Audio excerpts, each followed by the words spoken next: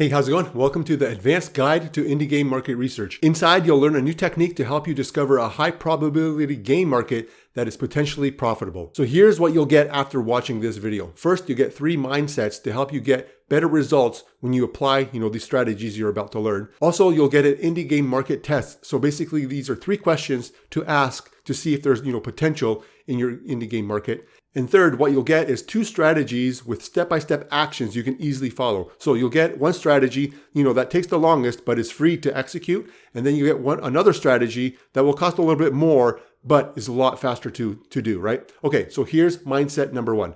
Don't choose your market, discover it and develop it. So if you're a small indie game dev and you want to make a living, making video games, then you need to approach business more seriously and put a more conscious effort into, not going into oversaturated markets, with your game idea. And yeah, for sure, there are games that have, zero marketing and they do zero market research and they blow up and, a lot of people buy them and a lot of people play them, right?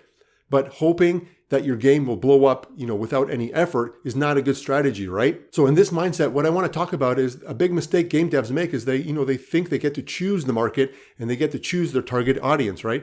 But markets aren't chosen, they're discovered and they're developed. So let me show you an example of a game dev discovering a market and then developing it. So in June 2011, Philippe Falange, I think that's how you pronounce it, posted a thread on a space forum about his new game project called the Kerbal Space Program, okay? So it was an early alpha build that had, very basic game mechanics, but regardless, something about this game, struck a chord with people in that forum. And then a few days later after release, it got, 5,000 downloads. So here's the important insight in his story that we can all learn from, right? So in 2011, Felipe didn't go out and choose a genre or a market. What I mean is he didn't, just pick something he liked, then spend months or years working on a game idea. And then when he was ready, he put up a Steam page, right?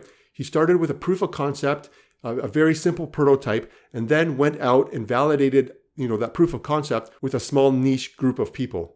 And then when he got, 5,000 people to download his game in, a couple of weeks, then that, validated his idea. So once he got that validation, that's when he ramped up and spent 2 more years developing, getting feedback and iterating his idea and developing his idea into something more marketable, right? And then in March 2013, his free alpha build was no longer available, and that's because he published Kerbal Space Program on Steam Early Access. So the big takeaway I want you to get from this insight is that most game devs, skip this, entire step. They don't take the time to identify and discover a hidden market. And yeah, they might get feedback from other game devs or even friends or family, or they might go into a game jam and get, some validation there, but then they go right into the development mode, right? And because they're so busy, developing, research and marketing is hardly ever done. And the only time they take marketing and research seriously is when they're so close to launching their game, and then now they're scrambling because they don't have a big wish list or they don't have any traction or an audience, right? Also, they assume that, marketing will solve all their problems. They assume if they can, just finish their game, then they'll think about marketing and everything will be taken care of. And when they do go, out and try to market and try to build an audience, it doesn't work, right? And then so what happens is they assume that, marketing doesn't work at all, right? But what they don't know is because they skipped the discovery phase in market research, all their marketing they do is basically wasted. And that's because since they didn't do any market research, they have no idea if the market is there or not. And the thing is, when we get the market wrong, there is nothing we can do to fix it. No amount of money or time or marketing or going to game conventions will help us get attention if the market is wrong. I mean, just look at Google Stadia or Facebook Metaverse or even Chat GPT, right? Even with all the resources, money, expertise, data analytics, it's really difficult to convince people to use something by just, throwing money at it, just throwing marketing at it. Demand already has to be there, and it's our job to find that demand first, right? To identify if there is demand. And don't worry, I'll show you how to identify demand in your market in this guide, but first, let's go on to mindset number 2, and that is make it work small, then go bigger. Okay, so the idea is very simple. First, you get a proof of concept, then you get it in front of a small group of potential fans, and then you see if that idea strikes a chord, basically, right? And then you want tangible validation. So for example, 1,000 downloads, right? Something tangible. Then you develop, get feedback, iterate, and then develop some more, right? Do that loop.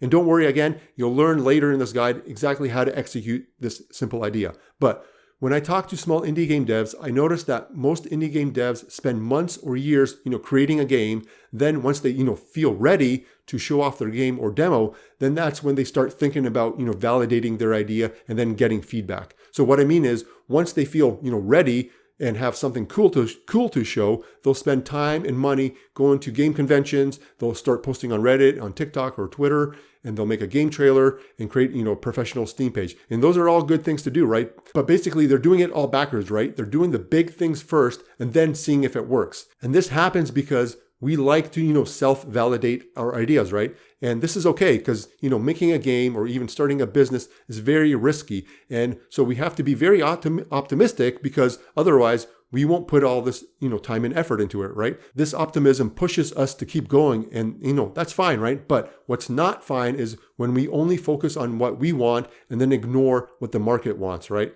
And believe me, I'm guilty of this more than anybody because before my first successful startup, I spent, 5 years, starting businesses that I wanted to create, and I totally ignored what the market wanted and needed, right? So this is why it's very important to research your market before you spend too much money and time into a game. Because once you're too far, you're now into, the sunk cost fallacy. Basically, you don't want to be to the point where you're telling yourself, we've already put so much time and money into this game, we can't stop now. But the thing is, the game devs that do put too much money and time into a game without seeing if there's a market for it, what happens is, it's natural to want to hear that we're on the right path. So we only seek out validation that justifies all this effort. Again, we don't want to know that we're in a sunk cost fallacy, right? So this is why, most game devs will seek feedback from other game devs or friends or family or even, go to a game jam.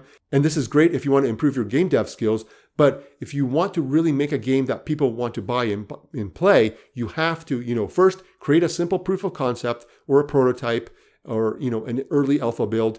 Validate your idea by showing this prototype to prospective players and not friends, family, or other devs, right? Then you got to get feedback, you got to iterate, develop, and then show your new build to prospective players again. Again, get more feedback, iterate, develop, and repeat. Again, make it work small, then go bigger. And this is exactly what Felipe did with Kerbal Space Program, right? He created a simple early alpha build, a proof of concept. Then he tested his idea with his core audience. He didn't try to talk people into playing a game. He just, put it out there. And the fact of people coming to him, validated that idea. And then he spent years improving and developing his game so that it was more marketable. Okay, so the challenge is, how do you find these players to help you validate your idea? But don't worry, we'll work on that in the step-by-step strategy guide. But here's one more mindset I want you to learn. And that is mindset number 3 is 80% of what we try won't work. So please know that I'm not a magician that, can do the impossible. And yeah, I had, successes with 3 startups and now I help indie game devs find customers,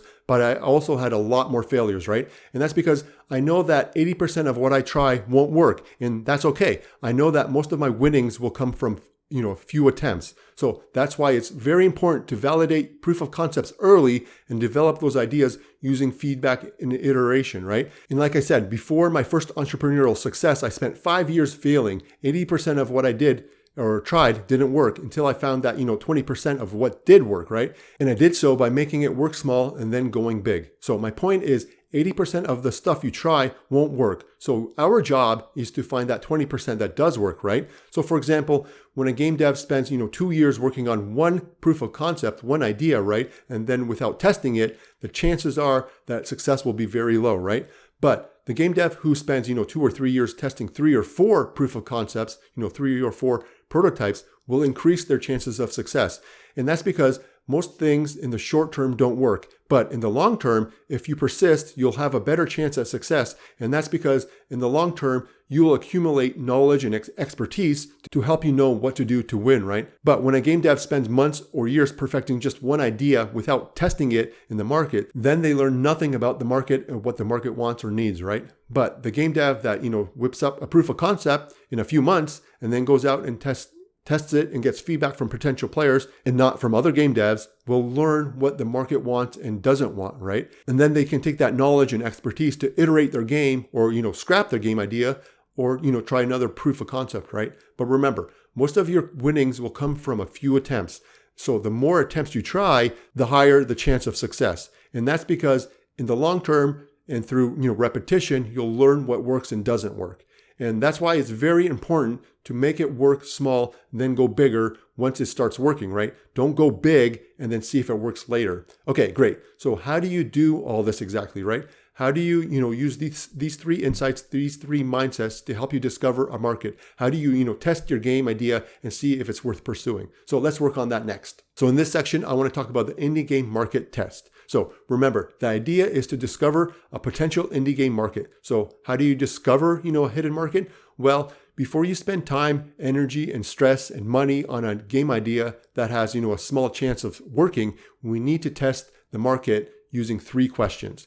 And please note, I forget where I learned this idea from. It's not my idea. And I wish I knew the person's name to give credit to them. But I used this basically, on my first startup in 2005. And then I used the same idea when I was researching my second startup in 2009. And then I did it again in 2019. Okay, so here's the 3 questions. And the idea is if you get 3 yeses, then you're on your way to discovering a new indie game market. So here's question number 1. And that is my player motivated by a frustration, problem, or issue? So this question is important because it's hard to motivate somebody who isn't already motivated. So for example, I just put in 214 hours playing Elden Ring, right? And my motivation to play another open world Souls-like is basically 0. And I have 0, motivation to play the DLC, no matter how much, it goes on sale. But then, another person who put just as many hours into the same game might want even more Souls-like, right? So this is very important because you want to know how much motivation is in your market. And that's because if players aren't motivated to play a certain game in a certain genre, then you have to motivate them, right? But trying to motivate somebody is a very hard thing to do. Again, remember, you can't choose a market. You have to discover it and develop it. And no amount of marketing or social media posts or cool trailers or professional Steam pages is going to motivate somebody. The motivation already has to be there. So it's our job to identify how much motivation is in the market, take advantage of that, and then start developing that motivation into something bigger. Because you see, people who already have what they want and need are not motivated, right? But what motivates people is when they have a frustration, a problem, or issue, or they just want something that they're not getting. So for example, my frustration with Elden Ring is that it was too hard for me, right? But if another game came out that was, open world, that fostered true exploration and discovery and didn't hold my hand, with map markers, and it wasn't hard, then I'd play it. That's definitely what I want, right?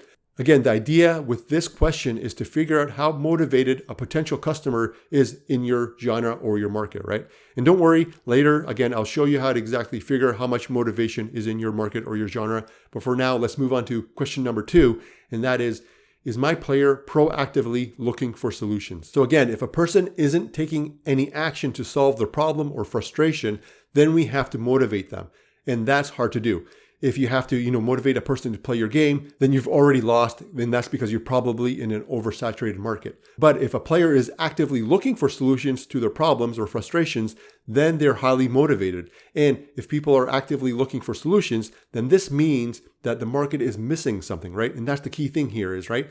You're trying to discover, basically a gap in the market that no other game is filling. So for example, a new game comes out and people love it. But there's some issues and people have frustrations and problems. And then, new games come out, but players don't want to play the same game twice. They want to play the same game, but in a new way. And they want to play the same game, but minus all the frustrations and all the problems they had with that first game, right? So when you hear a lot of players complain about the same stuff over and over again, like especially in a genre, then that's your clue that there's something missing in the market, right? Again, I'll show you how to answer this question in the step-by-step guide, but for now, let's move on to question number 3, and that is, does my player have few options? So when a player is motivated and they're actively searching for new games, do they have, few game options? So this is very important to know because most game devs enter game markets where, players have a lot of options. This is essentially what makes up, oversaturated marketplace when, players have a lot of games to choose from, right? So your job is to figure out what issues or problems or frustrations your players have and see if players, basically have options. If players have no options, if not a lot of games aren't solving those problems, then that's a gap in the market you can, basically test. So think as markets or even genres as needs and wants, right? Essentially, there is no market if needs and wants are already met. You need to find those, needs and wants first before entering the market. So this is why it's so important to test your proof of concept, your early alpha version as quickly as you can to determine if there is a need or want for your new idea, right? And again, make it work small, then go bigger, and 80% of what you try won't work. So keep iterating until you find that 20% that works. But like I said, what happens is usually game devs go big and then, test to see if there's a market, right? And so essentially what happens is they enter a market full of options a player can pick from. And then, you've basically entered an oversaturated market. And now you have the impossible task of talking people into playing and buying your game. Again, you can't choose your market. You can't, throw money and, create demand.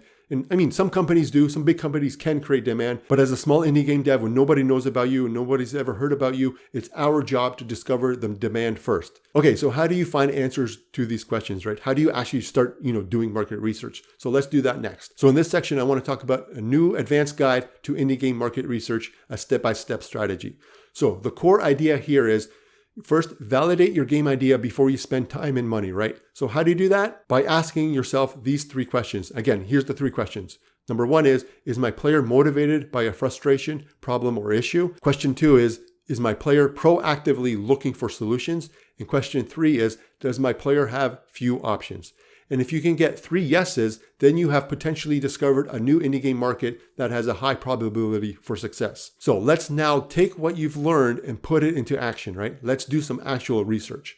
And the best way to do indie game market research is by learning directly from potential customers. Because if you go talk to people, they will tell you everything you need to know to help you launch a game, and a game that, people will want to play and want to buy, right? And by talking to potential customers, you'll get some intelligence on what your market wants and doesn't want.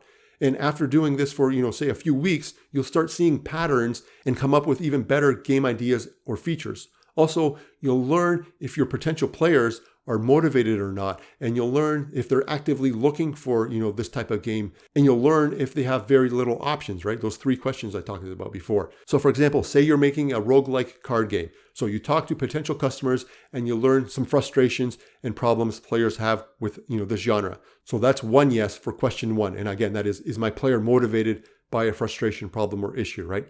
And then you talk to more players and you learn that players are actively looking for new roguelike card games, right? So that answers question number 2. That's another yes, right? Again, that question is my player proactively looking for solutions? But then as you do more research, you learn that there are a lot of options, right? So for example, there's a lot of roguelike card games, a player can choose from. So for the last question, basically is, does your player have few options? That is a no, right? Again, they have a lot of options. But getting a no is okay, because the more you talk to even more players, the more you research other games in your market, you'll discover that one thing that is missing, right, in your market. So for example, you talk to players and they say that, they like these card games, but they hate, all the complicated mechanics. So you decide to test a new idea, maybe make a casual roguelike card game, right? So then again, you take that little idea, you make a proof of concept, a prototype, and then you test again, get some feedback, iterate, and develop some more, right? So this is what I mean when I say you can't choose a market, right? You have to develop the market. And by talking to players and asking these 3 questions, you'll be able to, carefully design an indie game that meets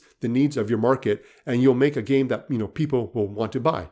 And I'm not talking about, pandering to the market and making a game that, tries to be everything to everyone, right? You need to balance between what you like and what you're into and what your, talents are, but you also need to know what the market wants too. So then the question is, how do you directly learn from potential customers? How do you find them? And how do you, actually do this market research? Well, there's 2 strategies. The first strategy is the cheapest and is the most reliable, but it takes the longest. And the second strategy is the fastest, but it costs the most. So let's start with strategy number 1, and that is the cheapest and the most reliable way to discover a new indie game market. So remember how Felipe, in 2011 posted his game on a space sim forum, and in, 2 weeks, he got 5,000 downloads? Well, the thing is, Felipe was an active member on, that forum for 3 years before he even mentioned his game, right? So what I mean is, from 2008 to 2011, he spent 3 years just geeking out and talking with like-minded people on that forum. And then in 2011, after building, genuine friendships with people in that forum, he showed off his game and people supported him and people, gave him feedback. And then he used that feedback to iterate and develop some more. And then finally in 2013, he published his game on Steam Early Access, right? So remember, success in business doesn't happen overnight. There's no magic bullet formula to follow. There's no quick fix and there's no shortcuts, right? It does take work. It does take some risk. And even though I can give you all these techniques and strategies to help you, you still got to put in the work if you want to make it work, right? And remember, 80% of what you try won't work, and you got to make it work small before it can work big. So now saying that, it doesn't mean you have to spend, 6 years typing in a forum, right? The idea here is to not waste time and to, quickly get to that 20% of the stuff that does work, right? So here's your strategy. So here's step 1. Pick a genre that you love and know a lot about, right? So if you already have a game idea, then you can skip this, step. But if you're not sure where to start, then start with what you know, right? Your favorite genre, right? Or your favorite kind of type of game. And that's because you probably know a lot about your favorite genre. You're familiar with all the games in that genre, and you know the rules and expectations your favorite genre has, right? So start there. So start there. Okay. On to step number 2, and that is join a subreddit in your game's genre and engage as a fan would once a day for 3 weeks. So today, Reddit is where gamers hang out. And this will change in the future, but today in 2025, that's where they mostly hang out. And in 2017, whatever, it was, Twitter, right? But it always changes, right? So my point is the platform doesn't matter. The fundamentals, what I'm trying to teach you here is what counts, right? And the fundamentals are basically going where your gamers are. Okay, anyway, so chances are there's a subreddit for the genre you're making your game in, and there's a subreddit for, the biggest game in that genre. So join both subreddits. But remember, people are on Reddit for one thing, and that is to geek out on their favorite genre or games, right? They don't care about another, indie game dev who quit their job and is working on their dream game, right? That's because there's hundreds of those, devs saying the same thing over and over again. And users on Reddit don't care anymore, right? Users don't want to see self-promotion anymore, especially from small indie game devs. It just happens too often. So anyway, join at least 2 subreddits that align with your game idea, but join as a fan of that genre and not as a game dev, right? So for example, say I was making, that roguelike card game, right? I would join, r/roguelikes, r/Balatro, right? And I would start, talking, but not about game dev or about, specifically my game. I'd reply to posts. I'd share my thoughts about what I don't like and like about the genre. And I'd simply engage like a fan would, right? So make a commitment to talk to users on these subreddits once a day and do this for at least 3 weeks. Because the idea here is to develop genuine relationships with users so they, recognize you and like you, right? And I mean, I get it. This sucks. I know it takes a lot of work. I wish, that a YouTuber can, play your game in front of their huge audience and that you don't have to do anything and your game blows up and you get 10,000 wish lists and your game is, a huge financial success, right? But that doesn't happen, right? Business success takes time. It takes work, and hoping isn't a good strategy. But getting out there, working hard is the only way. So make it a commitment to at least engage in your subreddit or those 2 subreddits at least once a day for 3 weeks. And I promise you that this simple act of engaging with users as a fan and not as a game dev will give you so many ideas for your game. And you'll see that in 3 weeks, you'll have a lot of ideas to help you, build a pre-alpha build. So basically, you're not really wasting time. This time you're using is very valuable because the intelligence you're gaining will help you, make a game that people will want to buy. You're basically learning how to, make a game that's highly marketable. Okay, let's keep going. Let's go a little bit deeper. Let's go to step number 3, and that is DM users you're familiar with and ask them their opinion, right? So after 3 weeks of talking and engaging, in those subreddits, you'll have gotten to know some people, right? And you'll have, basically good karma in that subreddit. So now it's okay to start DMing people you're familiar with and asking them, more specific questions. And remember, you're not, trying to self-promote. You're not trying to be sneaky or trying to manipulate anybody. Your goal here is basically to talk to people and try to validate your game idea. So when you DM people, ask them their opinion. Ask them what frustrates them with the genre or with a particular game in that genre. So for example, if I'm building a game like Balatro, I go into the r/Balatro and ask people what frustrations or problems they have with that particular game. And then I would ask things like if they found any other similar games that, scratch that itch, or if they can't find any games, right? Because remember, to find an indie game market that has, potential, we need to ask these 3 questions again. Is my player motivated by a frustration or problem? Question number 2 again is my player proactively looking for solutions? And question number 3 is, does my player have few options? So in this step, your goal is to talk to as many people as you can to help you get a better understanding of what your market wants or in what your market needs, right? And how long do you do this for? Well, it depends, right? But the point is the more you talk to people, the more insights you'll discover. And again, the knowledge you get from doing this will help you design a game that people will want to buy and people want to play. Basically, you're making a game that's more marketable. But we're not done yet. And here's step number 4, and that is self-promote. So another reason why I want you to spend so much time engaging in a subreddit is because you want to build positive karma, basically a rating in that subreddit. So then when you do self-promote, the chances of your post being removed is lower, right? But make sure, because some Reddits don't even allow any self-promotions, but some do. So you got to check, make sure, right? So after 3 to 6 weeks of learning directly from potential customers, you probably now have a solid game idea that has market potential. But you're not done yet. You can't, just go off and start developing, right? You got to now test this idea and validate it. So for example, say I spent 6 weeks engaging and talking to users on r/roguelikes and, r/Balatro, right? And now I'm ready to show off my proof of concept. And so I developed a quick, early alpha build, and I put it up on itch.io. Just a simple page, right? So somewhere people can direct to. So then I would make a post on r/roguelikes because they allow one self-promotion post, every 3 months. And then I would say something very simple like, hey, I'm making a game like Balatro, but it's more casual and has less complicated mechanics. Can I get your feedback? Then in the text below or in the comments below, I would, have a link to my itch.io page or even, your website. Then I would take that feedback, iterate and develop and come up with a new build, right? And come back 3 months later with a new build to self-promote. So here's the thing with strategy number 1. It takes the longest, but it's the most reliable and cheapest. So this strategy might turn you off because you don't get instant feedback and there is no instant gratification, right? But like I said, all of this work will be worth it in the long run, because in the long run is where you learn what works and doesn't work.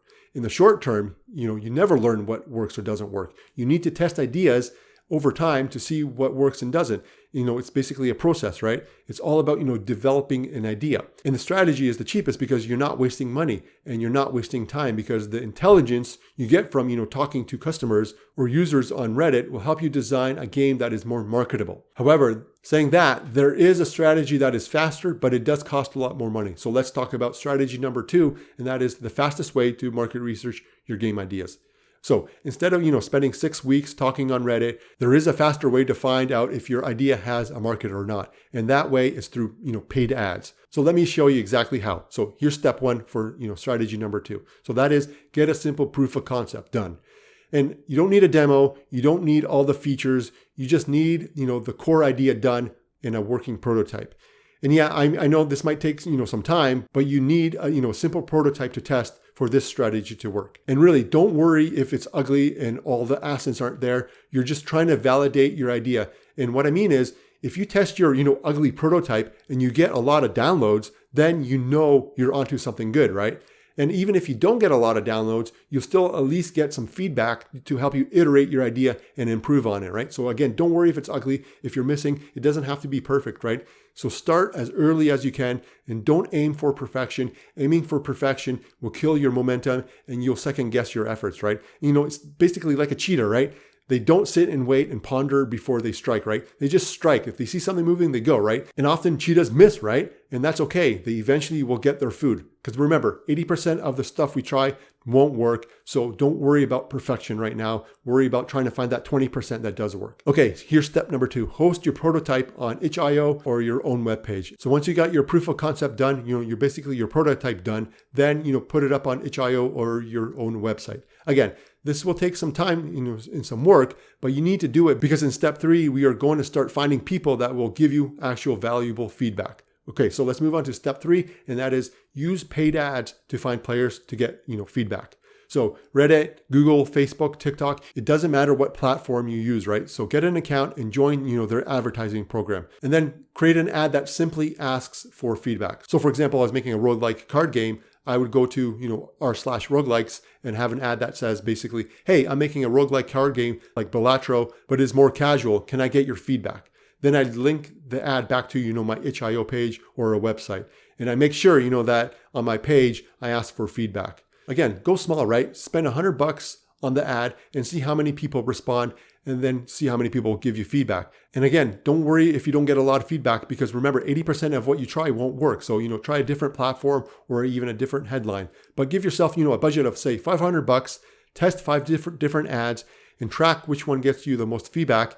and then you'll eventually find the winner, and then you can use that winning ad, to find even more feedback. So the thing with strategy 2 is that it costs the most and it's not reliable because you got to keep testing ads, but it's the fastest, right? But say you spend $500 on the strategy, in about 2 weeks, you'll know if your idea has market value or not. So if time isn't your biggest concern, then strategy number 1 would be the best for you, right? But if money isn't your concern, then strategy number 2 would work best for you. But I highly recommend that you do strategy number 1, because when you bootstrap, that's when you really learn what works and what doesn't. That's when you'll learn what your market wants and doesn't want. And then you can use that information you learn to, make more effective ads. And this is exactly what I do for my day job, basically. I use both strategies to help indie game devs, find a market. I research their market, I research their game, and then I create marketing for their itch.io or Steam or, their website. Then I create ads to find players and get feedback. And then the game dev then uses that feedback to, help them develop a game people will want to play and buy. So basically they're making their game more marketable.